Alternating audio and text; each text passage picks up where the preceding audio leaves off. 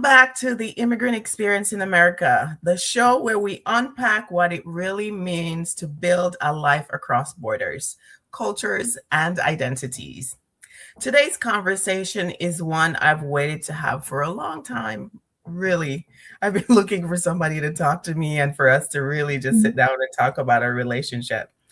Our guest's story bridges nearly every system immigrants encounter: education, healthcare, and the daily coded rules that quietly shape belonging in America.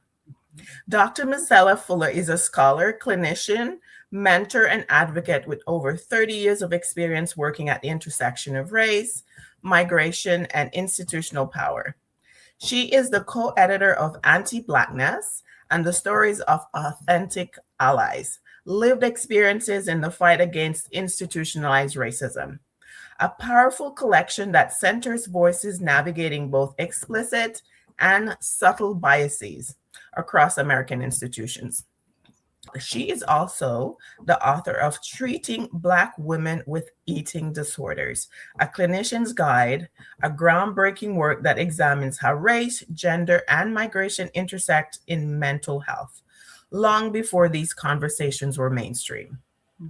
Raised in an Afrocentric household in the American South, Dr. Fuller has spent decades mentoring students and building community at Duke University and Smith College.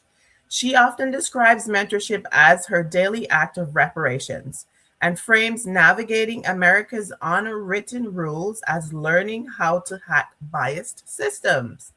Dr. Fuller, welcome to the show. I'm so honored to have you here. Thank you so much, Simone. I am so honored and privileged to be with you today.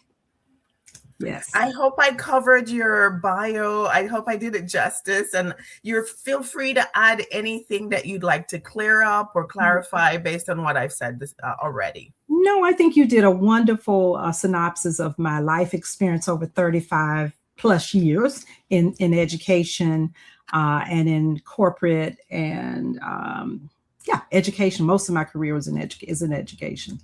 Yes. Okay.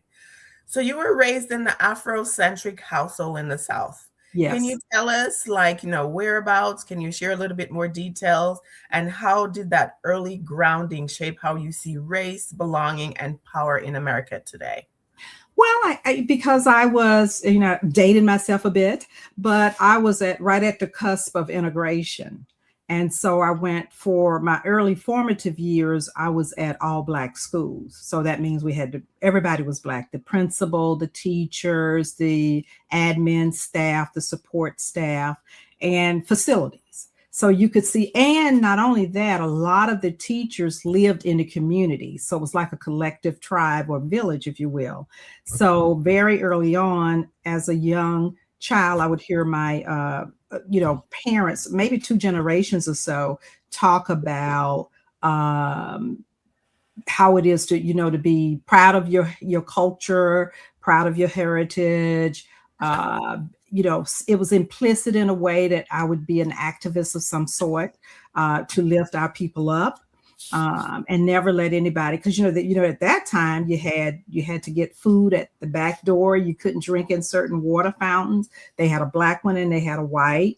So it was a lot of things. So we stayed really close in our community so that we didn't have to deal with a lot of it. That was humiliation and shame of trying to say, feeling that because my family, we are not second-class citizens, no one in this family, and really humanely and being of humanity, Simone, that you treat all people equal. So that was kind of my early teachings and learnings.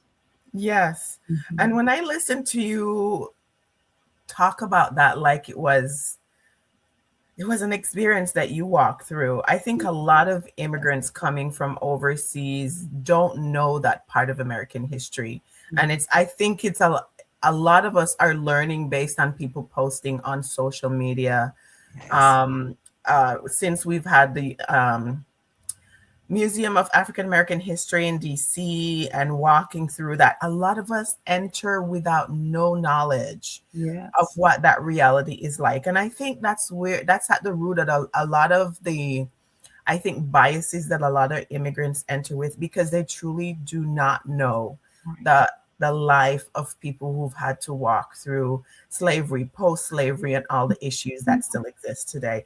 So it's, to hear you say, get your food at a back door and drink from another fountain, it's a little chilling for me, because that's like a from Jamaica, that's not a reality in my generation, Right. right? In Right. my generation. And I think even children here in the US in my generation will probably say, wow, that Oh, feels so distant, right? yes. Yes. Can you speak to that, as to are we losing our is our generation, both immigrant young folks and folks who are here, are they losing sight of how close that is to us today?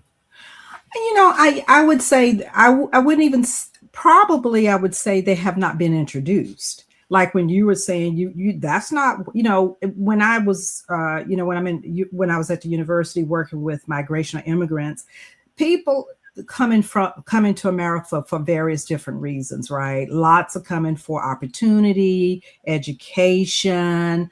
Some people it's a war, so they're fleeing religious persecution, or there's a cultural war going on. So you're coming for lots of different. Because if you're just coming to say, okay, I'm gonna have dual citizenship, and I'm just I've already got my credentials in Jamaica or some other part of the world, then it's a different walk. But most of our people coming here, they're coming for a better life, healthcare, education.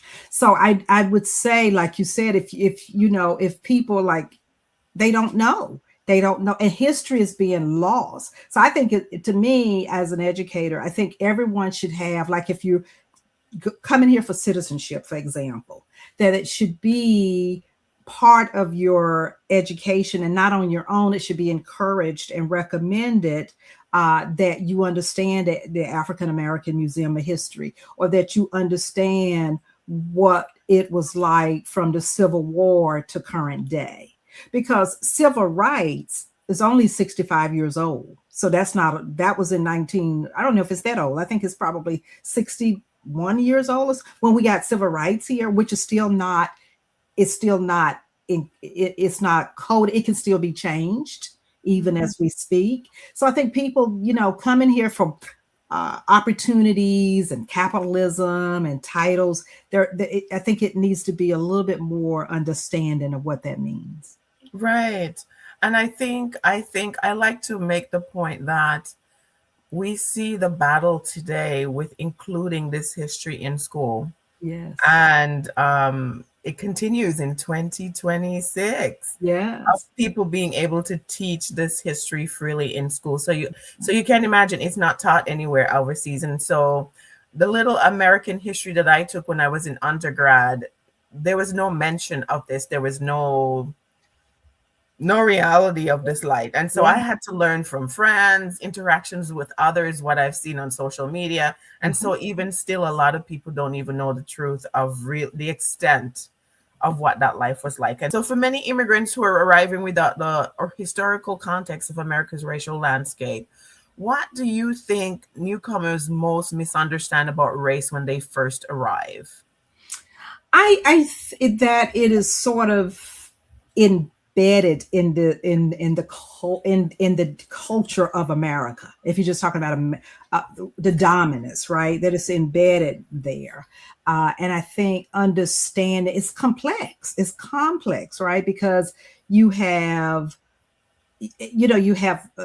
there's so many issues, right? There's so many I wouldn't even say issues. I think just dynamics about race, and in America, because of the original sin, immigrants can feel somewhat left out or not belonging because it's a black and a white. No matter where you are in the South, it's always black and white. But I lived in Massachusetts for over a decade, teaching high school in Massachusetts, I was in a community of small population, 50,000 people. The it was pretty much the dominant culture was pretty much 97% white, or maybe even 98% white, and then mixed race and then people who were like transplants because of GE or the industry there. So I think it's just the, we have to, I think we have to be learners, because I tell you what, if we don't understand the history, whether it's black, white, mixed, or whatever, we're going to be going backwards. And we can see that now, the loss of opportunities around having shared voices, collective. I have a sister-in-law who's from from the islands.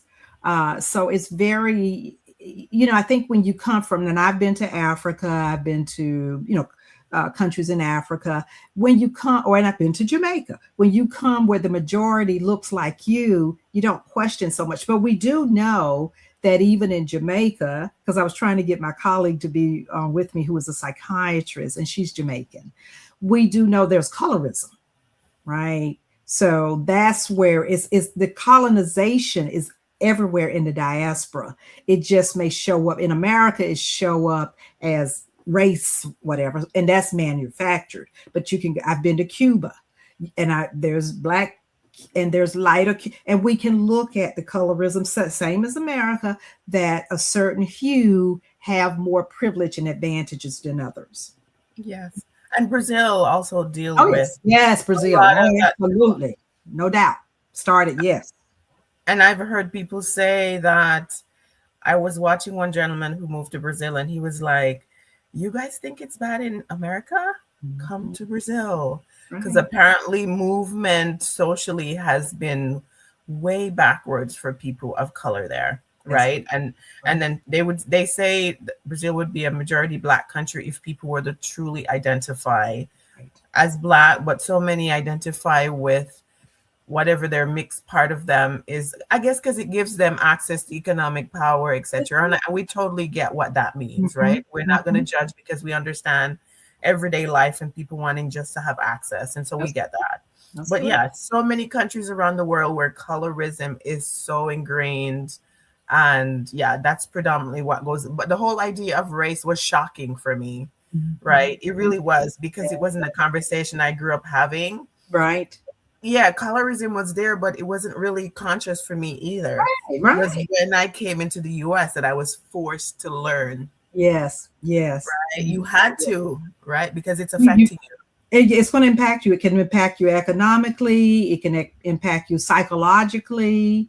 It can impact you legally, right? So you are not, when you come to, I think about when I've worked with colleagues let's say on the continent in Africa, who came here thinking it was just going to be, the land of milk and honey, and then realized that there were barriers to success based on their skin color. Just that, because they had the accent, the British or whatever, blah, blah, blah, blah, blah. But you had a hue that was going to not be favorable in some type of advancement or coursework or what have you. Yes. Oh my gosh. And that is so shocking for many of us, really. Yes, I know. And I think a lot of us, the veil has been, for me, it's been, I think, in the last 5 to 10 years where I really started seeing the reality of it, because it was a lot of disorientation, trying to decode, like, what is this? Like, is this person like, is this systemic, or is it this person just being nasty? And then you start realizing that it's so widespread and everybody across the country has been impacted by it. Then you're like, wow, I see the systemic issues here. Yes, it's a thing. And when you think about systems, because the systems are, it's economics, it's the disparities in wealth, right? Where maybe a black family is worth, I'm gonna just be, and this is really on average, which is not true, but let's say $15,000 of assets, where the average white family will have $140,000 in assets, because they will have gotten a home passed down to them, or will have gotten a home. So we have these conversations all the time about these issues, these challenges, and still we persevere. We still are successful. We still appreciate Black excellence anywhere in the world. So we do, because if our ancestors had given up wherever they landed, you and I couldn't even have this podcast today. We couldn't even Yes. have, what we have. And I think a lot of us are just now coming into the full understanding as to the type of resilience that it takes from somebody for a few generations to live and exist and thrive, and the Absolutely. level of trauma that can exist in some people's bodies because of having to constantly deal with this every day. I Yes. think we're just now learning to appreciate that. I And think so, you're right. to people who are listening, like, OMG, I Yes. understand why some people might say, I can't do this anymore. I wanted to hold the torch for those in the past, and I want to keep fighting. But Jamaica hasn't gotten reparations either, Right. right? And so Right. it's a global thing for the African diaspora. It But is. for people who choose to go somewhere else, we get it. That trauma needs to be healed, and maybe for a season you need to go elsewhere where you can thrive and you can heal that trauma. But my Absolutely. gosh, for people who continue to deal with this every day, I know. I don't understand where the resilience come from. Yeah. So, I mean, I feel that they're standing on the shoulders of their ancestors.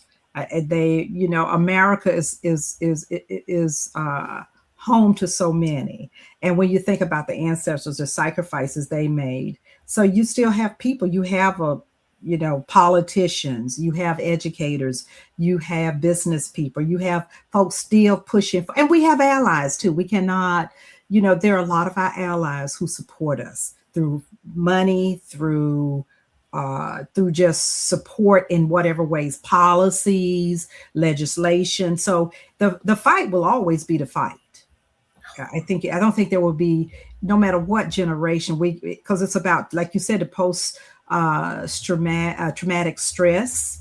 And I think there's this professor named Joy DeGrasse, I think is her name. yes, Uh, weathering. yes, yes, and she's a professor, and you're right. The other professor who is, Oh, yes. No, I'm yeah, sorry. She she's talks a about lawyer. post-slavery syndrome. That's right. That's Joy. And then we have the professor that's it's out of California. I can't, female woman who talks about the weathering and and something that she coined a phrase. I can't. It's my memory now. But we're still in bell hooks. Just anybody we can think of. Fannie Lou Hamer, Mary McLeod Bethune. I mean, all the influences. They're not. They're still present, their legacy, and we just pick up their legacy and go, because like you said, it's going to take almost 5 to 6 generations to move forward. But I think for my family it was about 3 generations to get the wealth and the education and that kind of thing. Wow. You said that adjusting to America can feel like learning unwritten coded rules. Can you describe what those rules look like, especially for Black immigrants? Yes,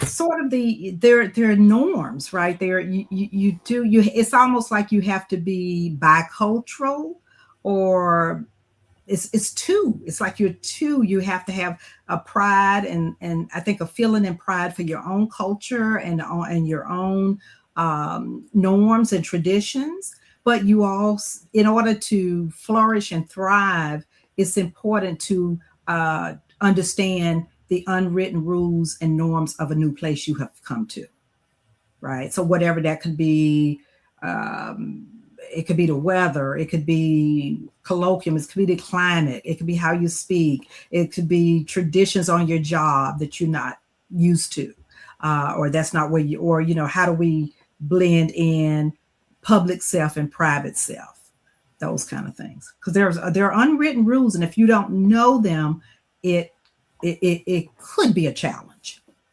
Oh my gosh. And is it? It's not could be. I It know. is. I walked that journey. I don't know if you came across my book. Oh, yes. Yeah, I thought maybe you had come across it, but I'll have to send you the Yes, details to my yes, website. But please. listen, I talk about my personal journey of disorientation, trying to decode this place Yeah. and the many pitfalls that I fell in, the mistakes, Yes. the time that I feel like I have lost.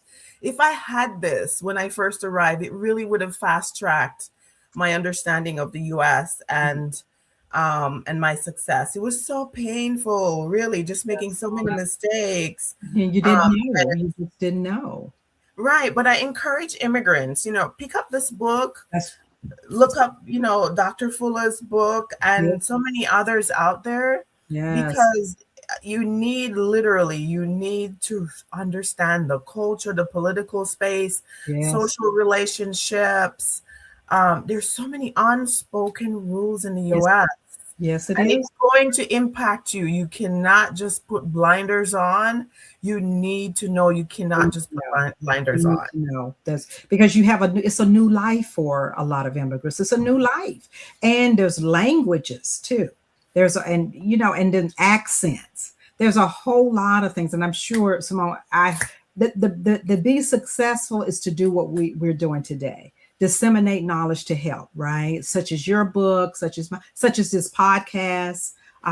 You have to, as an educator and someone that's been in doing this for over 40 years, you have to be prepared and you have to have a plan. So, and I say to anyone in the diaspora or in because it's global now, the world is global, that you help each other. That, because some of us want to we cannot try to say we're the only first experience, because when we look at other, I've worked with other ethnic groups too, and I have mixed groups in my family. They help each other. They have like a little playbook or a little green book we call, or whatever, to help each other come. They live in the same community. All of this has to, and you have to have that. For you don't need being alone. It can be isolating, and it really can. Now I'm still a clinician. It can cause anxiety, depression, identity crises, just a host of things. Definitely, definitely. I came across the research that talks about the mild depression to sometimes self-harm. Some Yes. people have really harmed themselves fatally at times. And so please take it seriously. I have coaching that I offer to people, and there are others out there as well. So wherever you can find some help, don't go this journey alone. It's serious, serious, serious. So true. And for those of our listeners who are in the international space and may not know what the Green Book is, it's a conversation here that many talk about in the US.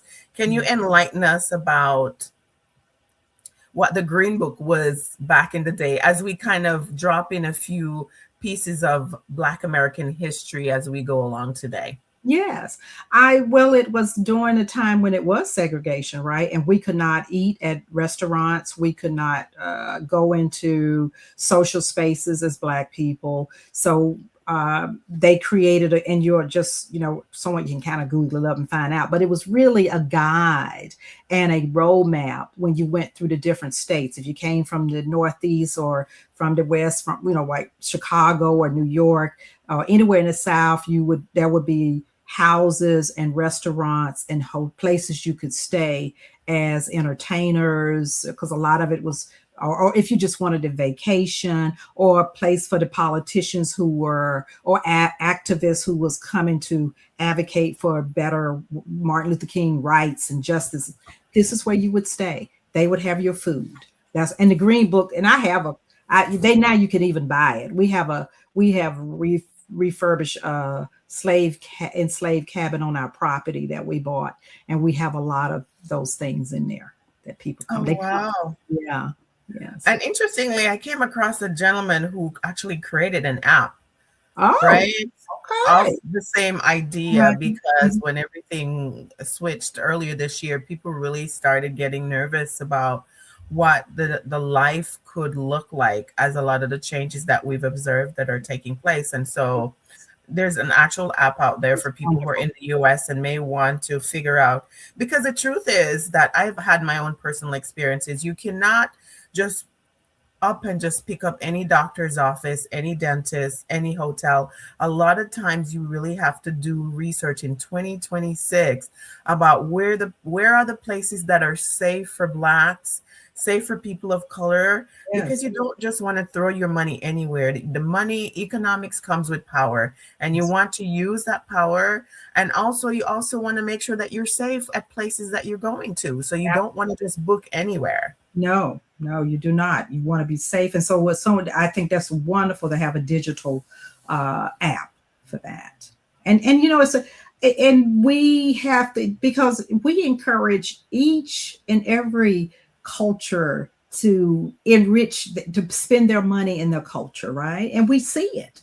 I love when I go to my South Asian restaurants and friends that I know, and we have delicious meals, and we talk about the importance of collective community and family rituals. I mean, that's all of that is healthy and wholesome. Right, right. It's not like you're trying to separate and divide, because that's just kind of not what BIPOC people. That's not indigenous. That's not our culture. We are collective people, and we invite all and collect. Our collective embraces everyone. Yes. Sometimes I've often wondered if that has played against us, right? Because we're so welcoming as a people. We embrace everybody. We do. And at times that means that those who are against us can use that against us, right? They get in. And they have. And it has happened. Right. Yeah, it has happened. And I think, but when your heart is in the right place, and you know that you have no malice, and you're really trying to be helpful and being a decent human, it doesn't, that will not win against you. Because what you will find your people. Eventually you will find your people. I just hope so. Oh You my God. Simone, As somebody who is learning the level of anti-Blackness that exists here that I have to live with, and I've learned it later on in life, it really does cause me anxiety, because I just want my child to be safe as she's going through school. I want to be safe as I go about. Exactly, and you have to be assertive. You have to know where you're going. You have to know your spaces. I've heard of stories in the news of people who have been harmed because they did not understand their environment and who they were interacting. Absolutely. And it happens all the time. So like this, education is the key. And and who we can trust, and still there's a high percentage, probably well over 90 to 80% of BIPOC people still have a strong coping mechanism around faith, right? So I would say that our churches have to take more leadership and because they do. Latin, there's Catholicism, Catholics, there's a whole big part of that involved. There's Christian, all sorts of. So I think wherever people place their belief systems and what's in their belief systems, leaders have to lead. I guess that's you have to lead for all people, because now they're talking about ICE, for example, can just knock on anybody's door now. They're trying to give them permission to just knock on your door. Ooh, that's another conversation. That's another conversation. But when you're talking about safety, yes, especially being BIPOC, yeah. So, but you can't live in fear. You got to keep doing the work, Simone. Yeah, I think for those of us who are new to this, we have to develop that type of resilience that I think people who've been here longer have.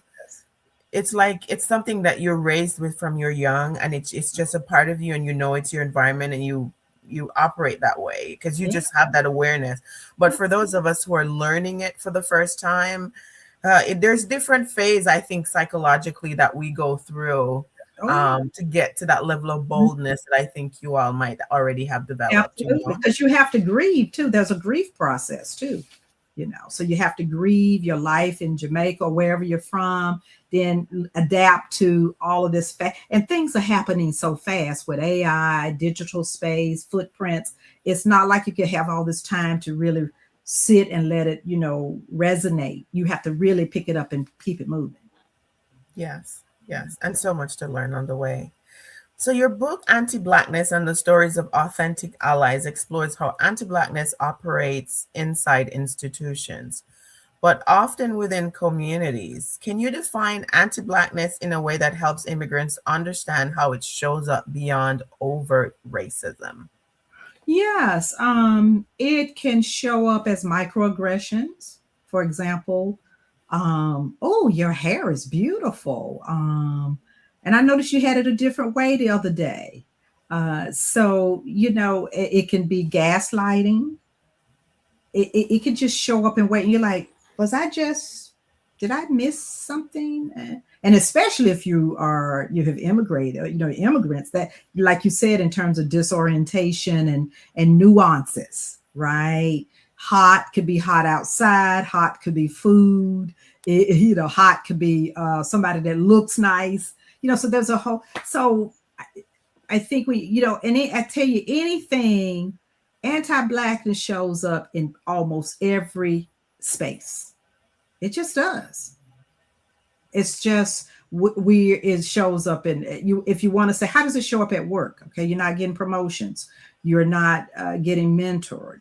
How does it show up in education? You know that you have a perfect paper. You knew that how many hours and sweats and resources and everything, but you you get your paper back. There's something about, instead of it being an A plus, it's a B plus, or it may be an A minus, when you know that. So it just shows up in disparities. It's not, and I don't really talk more about equality anymore, because I don't think that really, to me, it doesn't matter. What matters now is equity.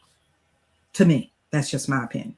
So I would like, if I'm in a certain zip code, I'm going to have all the teachers, the computers, and for my kids to be in school, because I'm in $200,000 plus zip code, versus someone in a 5,000 to 40,000 zip code. They don't have teachers, they don't have computers, they're closing their schools down.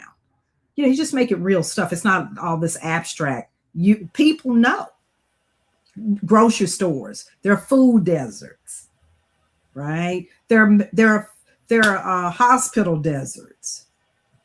Okay, so that's what it is. And where are they at? You don't have to say, oh, somebody don't like me because of my skin color. Just look where you live and look where you don't live.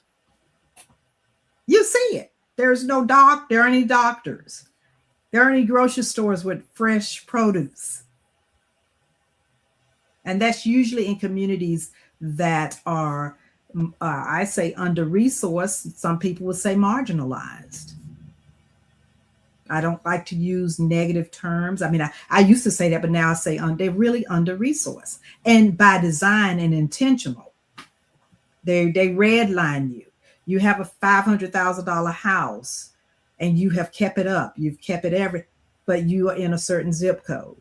So you're going to automatically lose $100,000. You go across where the zip code is the higher, you can have a $300,000 house. And you haven't done anything since you moved in it 30 years ago. And it'll still go for $500,000. This is real talk. This is not anything anybody's making up. You can go out there and research all of this. It's true. We live it every day. That's what anti-Blackness and BIPOC struggle. These are our struggles. We have dreams too. They have dreams. They want to part of everybody want a piece of the American pie, if that's what you want. Can you explain the difference between equity and equality for those who are new to those two terms?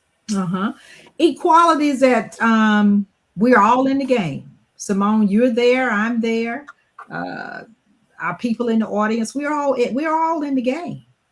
Okay, trying to vie for what? A better education, better job, better life, better health care, better health, overall wellness. We all can do that. We all. Now, when you get to the corporate room, C-suite, leadership, what do we see?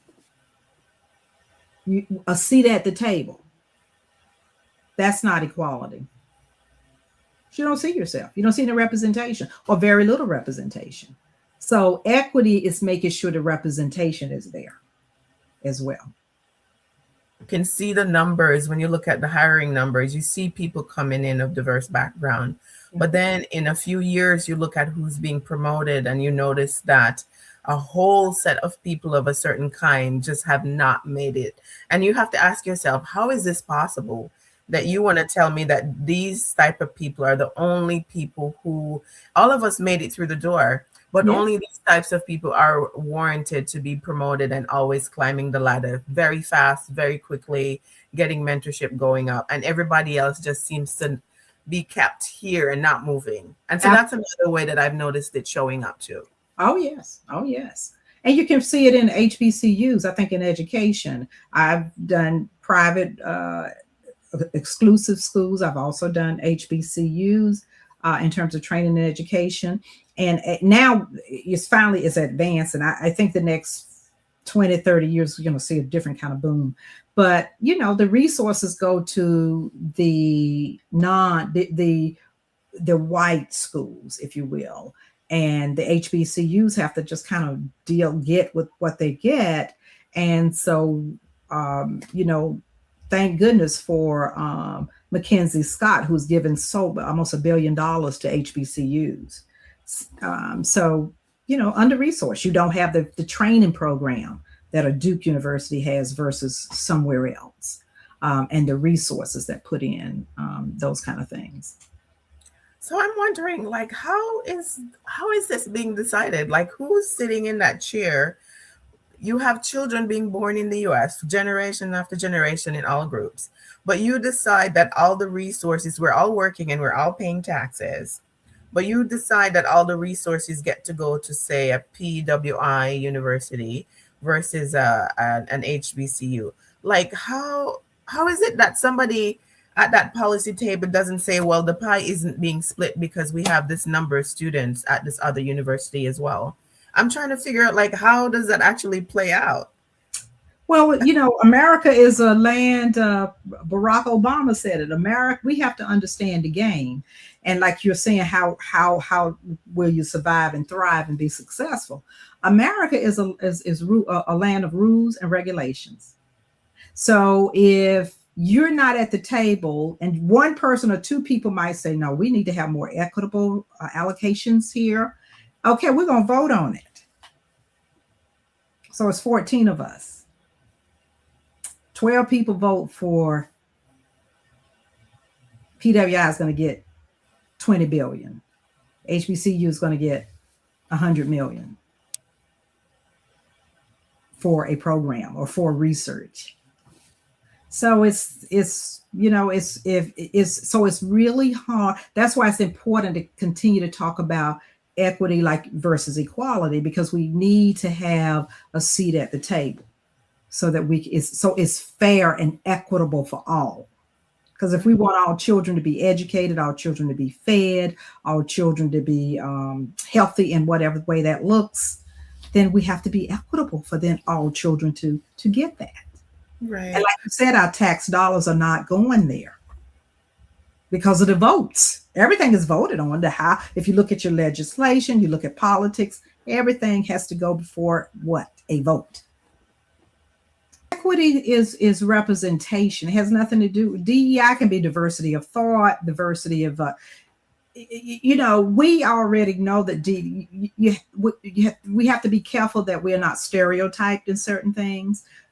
Right, folks already know that DEI doesn't benefit them. We know who DEI benefits, right? So if you want to wipe it all out and make everybody equal, hey, that's kind of the way the system works anyway. So I think we need to focus on us. We need to stop focusing on how people see us and what we should be doing to try to be part of that. Because we have created everything. And people can just say, well, she crazy, but ain't crazy. Our stuff has been culturally appropriated.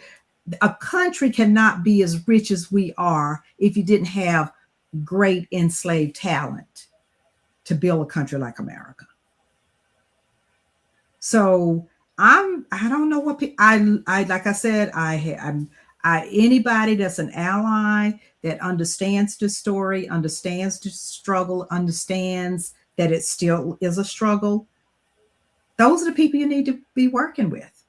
We have to, we have a lot of divisiveness in our own. We need to do some of our own work in our own groups, yes right? Among yes ourselves, right? yes yes And I like to add the immigrant our international angle to that, because as we've seen globalization take place, I came across somebody talking about the struggles we're seeing things internationally because of everything that's going on right now. But we Mhm. also have to recognize that America and the fact that we can afford to buy things cheaper here depends on a market where somebody overseas somewhere is being paid to produce, mass produce, work in certain working condition, so those things can get to the US and be charged at a certain price. We cannot, globalization does not exist unless there's multiple countries that are sourcing certain products that are then brought here and are sold at a cheaper price.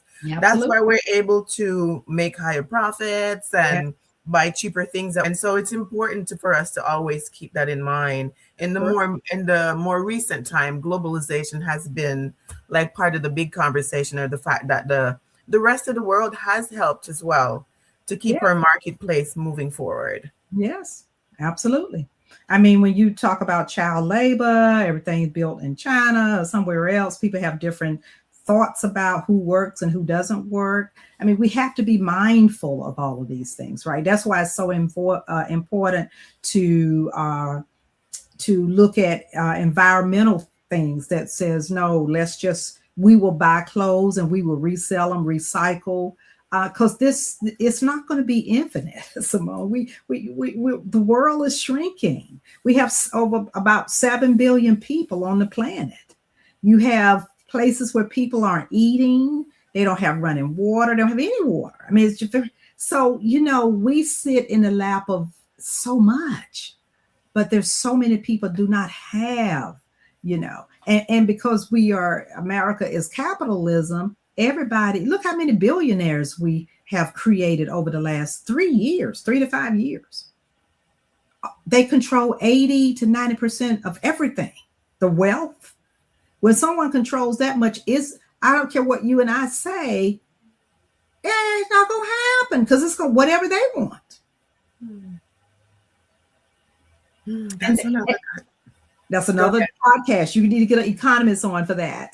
Yes, that's another conversation. So let me move on to another topic Mhm. in this. Sure. So there are often unspoken tensions between immigrant Black communities and native-born African Americans. In your experience, what do those tensions come from, or where do those tensions come from? And I think a lot of people really want to understand, because sometimes a lot of us don't really get it because we don't know the history. And I have my own inklings, but I'll let you answer the question. Well, I think, well, first of all, we don't talk to each other like we should, right? It's a divide automatically for whatever reason. And we have to be careful to not play oppression Olympics. Mm. My issue is worse than yours. I was enslaved, I was not, but mine. Da, da, da. So that's, and because we have to understand that the system sets us up to be divided. And so you have to have the conversation. You have to come together and deal with. And when I say conversation, sometimes the conversations are difficult, because there have been, there can be some stereotypes that immigrants bring about Black people in America. We're lazy, we have everything, and why are we still on welfare, SNAP, and this and that, and we are uneducated, and da da da da da. A lot of that is so automatically African Americans aren't really, because this is the stereotype or it's misinformation, are not open, because it seems like a bit of aristocracy or arrogance sometimes. So if you don't know the story, find out the story, because all of us can do research. All of us, there's like, this thing, because when I went to Africa, I've been with Ghana, Ghana, the Gambia, where else in Africa I've been? Senegal. What did I have to do? Oh, I'm not going. And then they thought I was from, everybody think you from New York with a lot of money, because that's the thing. You go to Jamaica, I've been to pretty much every island there is, French side, American side, Brit side, whatever. We see the disparities there. I'm not like I don't see. But how do we bridge those gaps? Because for me, I didn't understand where the hostilities were coming from. I'm telling you, like rough. Like I'm like, these people look like me, but they're not pulling me in. Right. Like what? How do I build as a newcomer? It's hard for me to build a relationship with somebody who's been here longer than me. And a lot of times we don't understand, and I'm not going to cozy up to somebody who's been hostile towards me. So how do we bridge those gaps? And for me, I think there's biases on both sides, because I'm telling you, like, I've had somebody tell me that I act white just because I speak properly, or because I speak to everybody in the workplace. So for me, I'm kind of like, what? I'm acting white? Like, what does Black look like? Yes. What's this whole idea of Blackness? Because a lot of Black immigrants don't understand the whole idea of Blackness. Yes. We tend to identify as nationality, and then skin color is probably not even a conversation, because on the African continent or in Jamaica, for example, it's more because there's majority Black. It's not something that we're consciously thinking about. Colorism, yes, like different shades. Yes. But the whole idea of Blackness, I think it was, give us some history. Was it started in America? The whole idea of Black because I think it's evolved, right? It's however you define yourself. I mean, it started out as something that was not maybe Negro. I mean, it has evolved over time. So I feel that the bottom, what I think now, we have to do our work, Simone, but the issue now is not so much about color or what color you are or what kind of language you speak or what's proper and what's the kings, and nobody's interested in that. What people are interested in now is class. Okay, because your color and your accent and how we speak does not pay any bills. We all want to take care of our families. We all want our children to be educated and healthy and safe.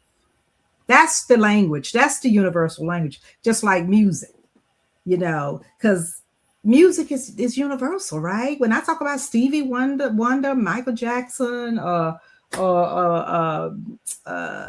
Jamaican, Bob Marley, come on now. Everybody can kind of relate to that.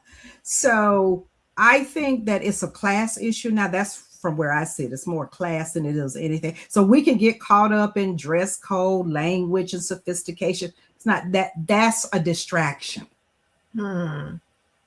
Yeah, but it can be hard for immigrants trying to understand and decode that, though.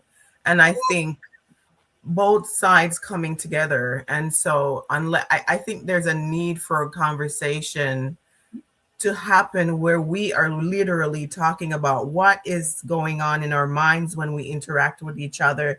What are some of the biases that play out automatically that we don't even realize that we've picked up along the way? And how then do we heal, be aware of them, and to be authentic and say, hey, this is how I'm experiencing you. How do we then get past that so we can bridge the gap together? Because we're not talking. Every group is in their corner and everybody feel like they're being attacked. So how do we bridge the gap? Because a lot of people don't understand the tensions. I've done the research. So for me, I've gained the understanding historically why we're here.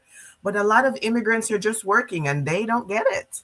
Right. And they're trying to advance for their kids, right? So I think where I think some of the gaps can be is that some people, Blacks have been here all their lives and worked so hard and maybe don't have the formal education or sophistication, and they can see how the system would bring anybody else in to be whatever, the manager, the principal, the chancellor, whatever, from the continent or from the islands or wherever it's in the diaspora. And their people feel like they have been overlooked. They have not been respected.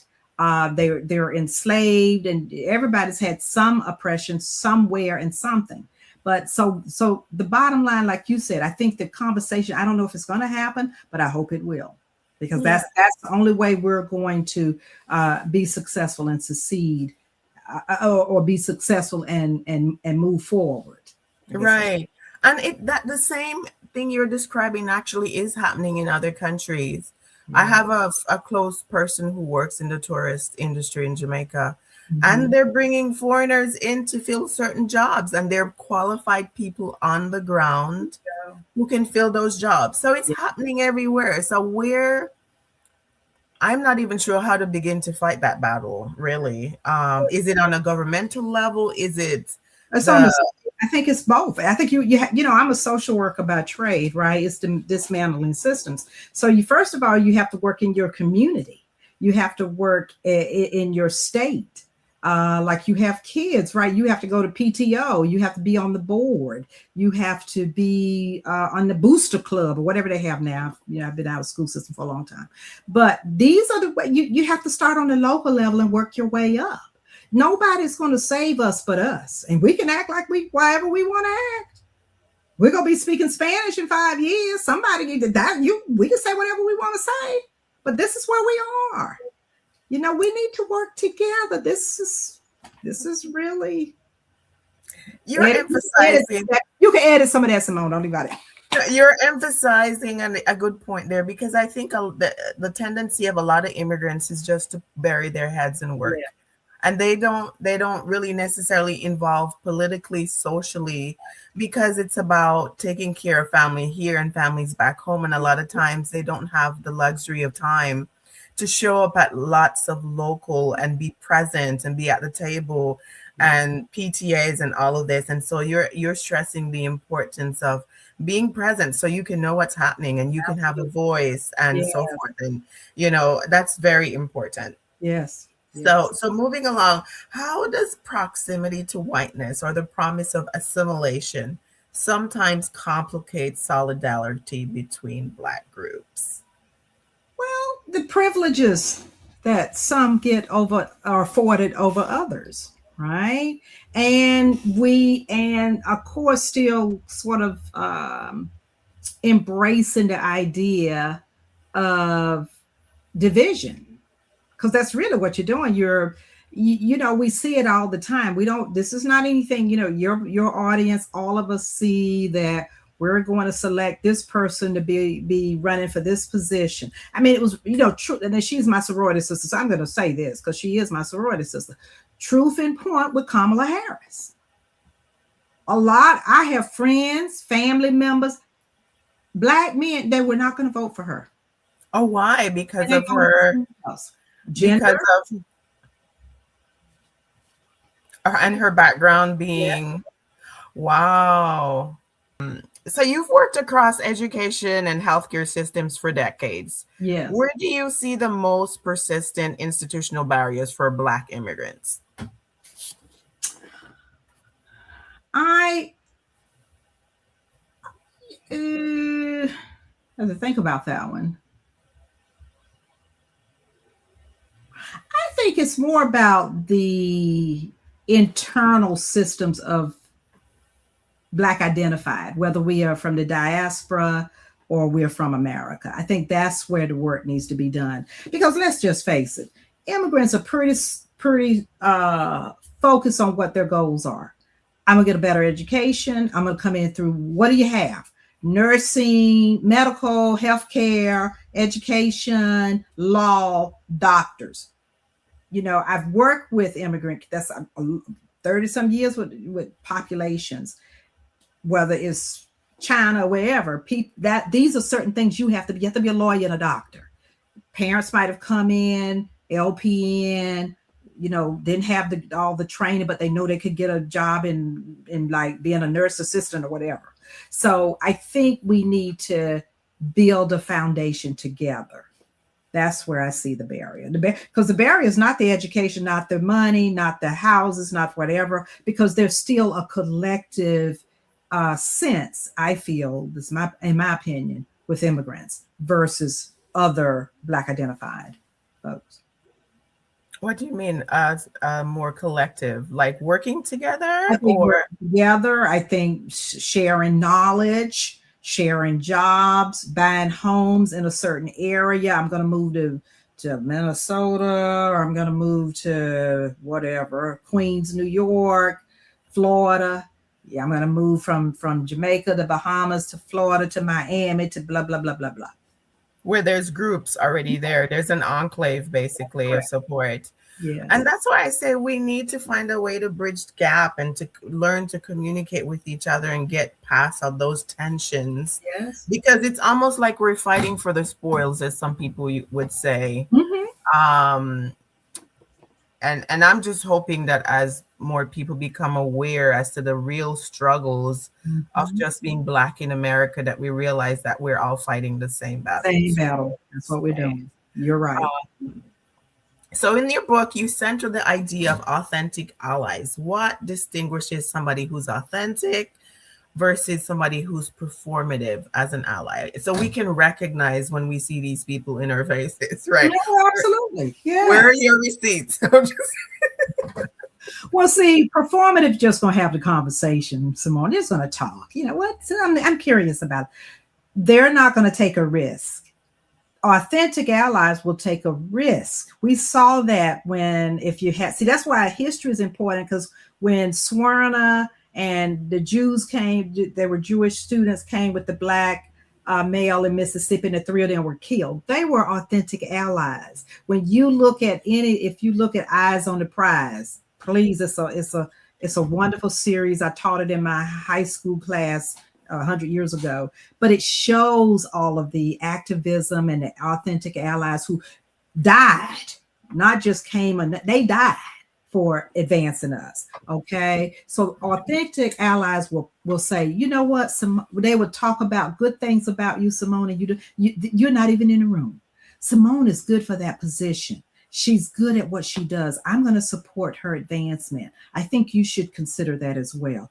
Oh, really? I didn't think Simone was interested. Oh, I know she's interested. I'm her one of her sponsors, not just her mentor. They sponsor you. They support you. So anybody that will take a risk, you don't have to be there. They say, "Oh, Johnny Sue, we want you to lead that team." No, I would love. Thank you so much, but I think Simone would be really good at this. Okay, if you give us the recommendation, then Simone, we just heard that you would be interested and maybe good. Are you interested? Yes. Oh, who told you about this? Oh, Jack. Jack was just singing you praises. The interesting thing, I have not been able to find those type of allyship, but I wish I could find these sponsors. I've had to figure it out. That's why I love this book. I see what you're saying. You have, but you have it in the book so you can help some other people. But I have had them all along the way, and I have been just forever grateful. And I've also, been a sponsor to whites, right? So I don't know if they called me an ally, but they do in a sense, because it's about building a community of like-minded individuals that's going to make an intentional impact Yes, on the yes. world. Right.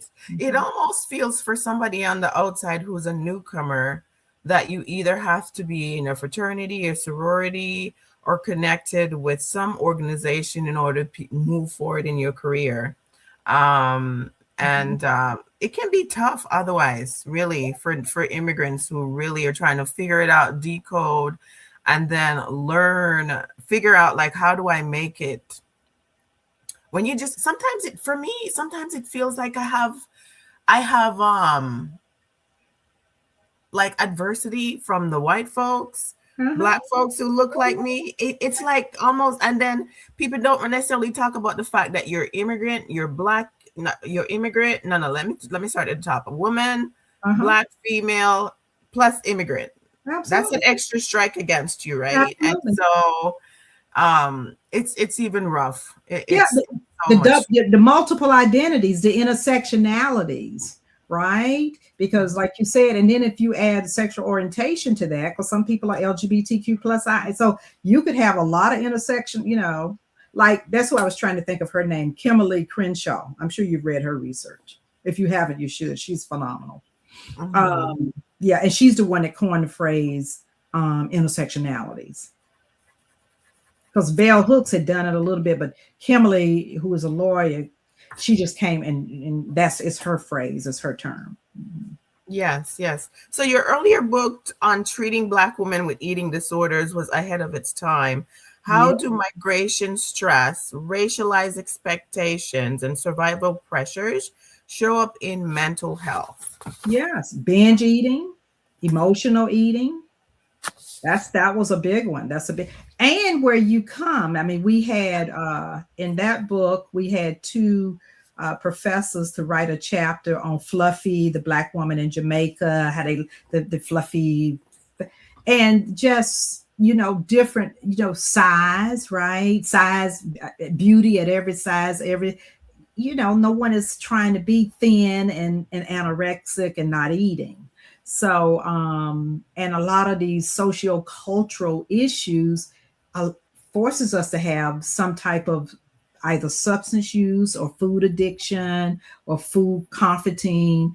And also even coming, like you're saying, in terms of adaptation and unwritten rules, when if you are going out to a dinner, how do you what do you might see somebody order a vegan or vegetarian person might have mac and cheese as their meat, and you like, well, I want me a ribeye steak. I mean, so it just the whole thing around food and culture, and the book is we were ahead of our times. That was I just thought we got to do this, and I like to do anthologies. I don't, because we don't get a seat at the table to have books published by these major publishing companies. So we had Taylor and Francis for Treating Black Women, and we had Oxford Press, which we're going to go next year and celebrate the second year of that book in the UK on Oxford's campus during Juneteenth.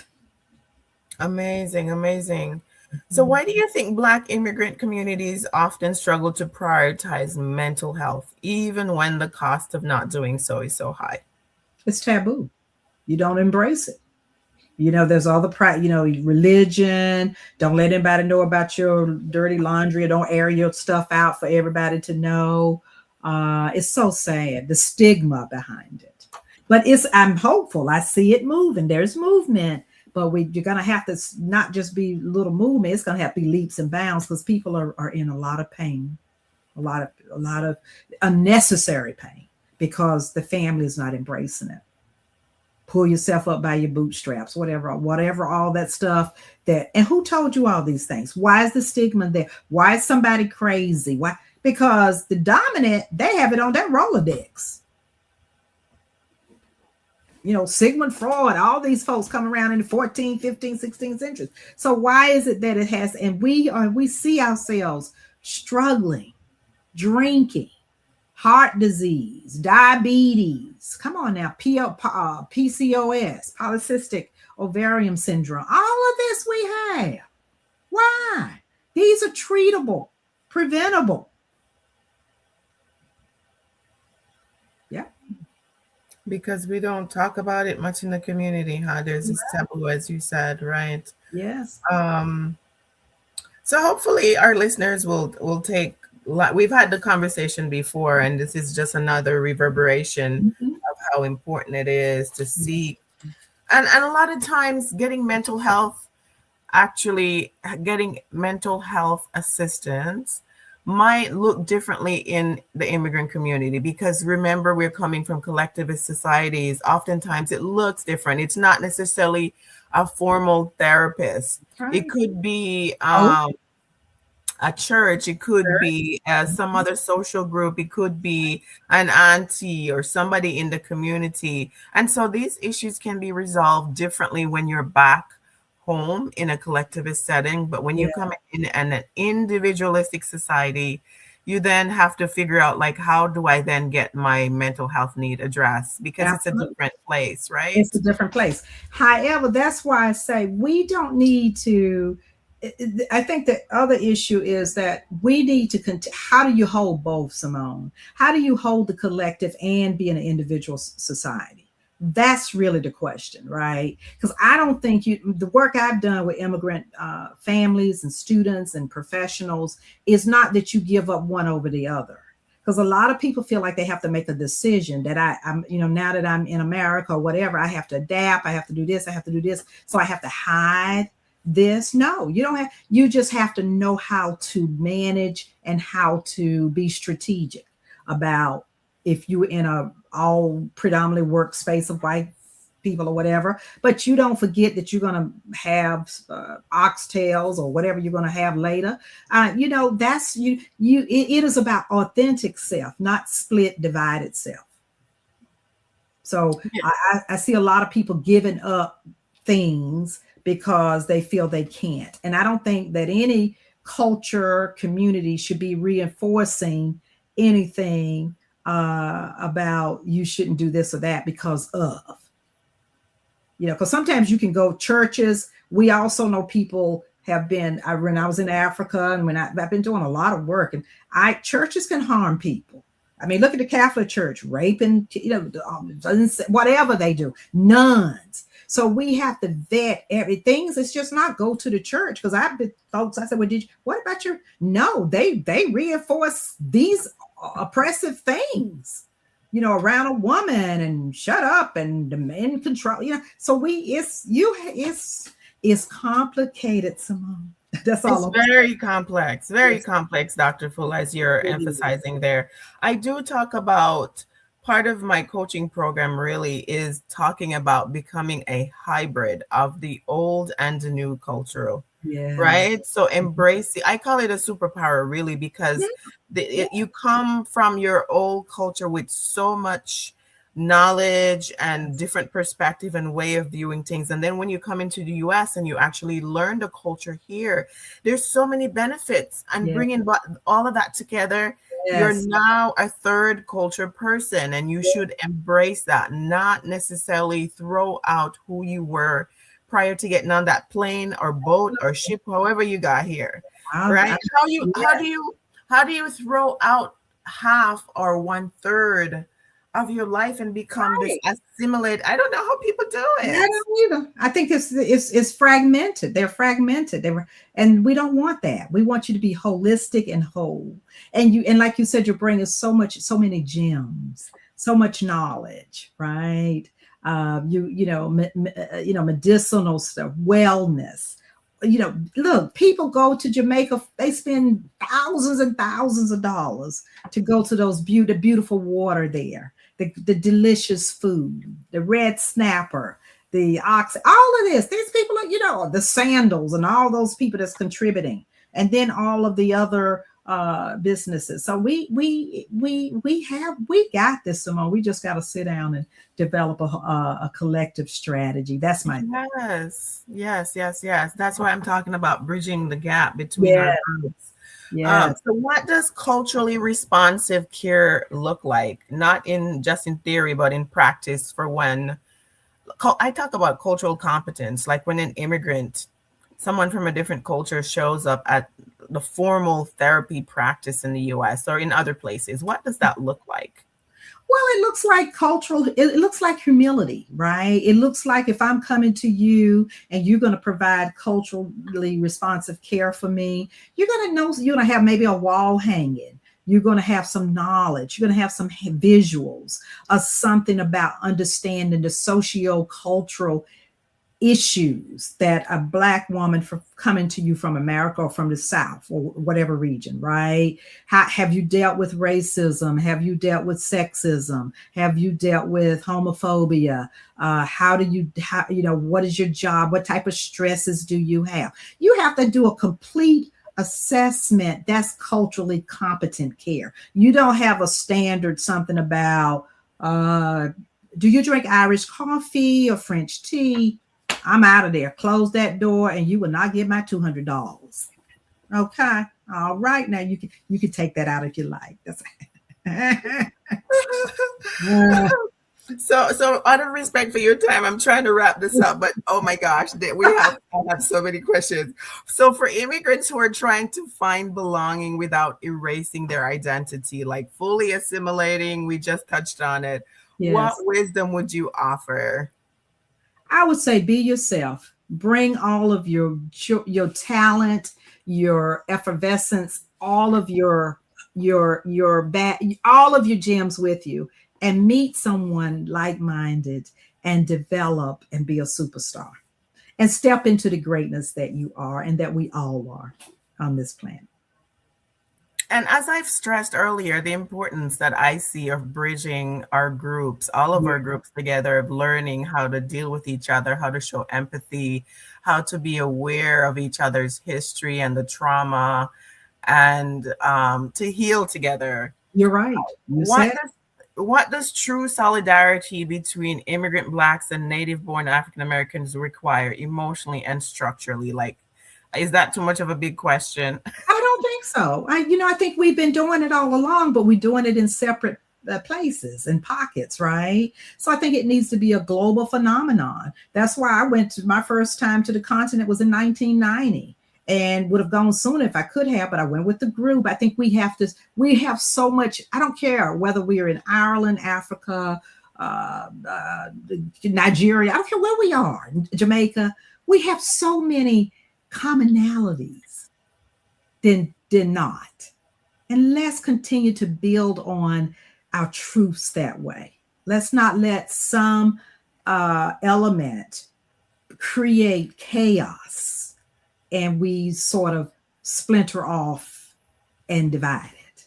So I think it's doable. We're doing it anyway. We should just be proud of that and showcase our talent and step into our greatness and stay there, right? Be like Michelle Obama. We carry the light anyway. We and women in general. I don't care what color you are. If you are healthy, like-minded, and a decent human, Simone, we are the light carriers. So be the light. Carry the light. Make good trouble. Do good trouble.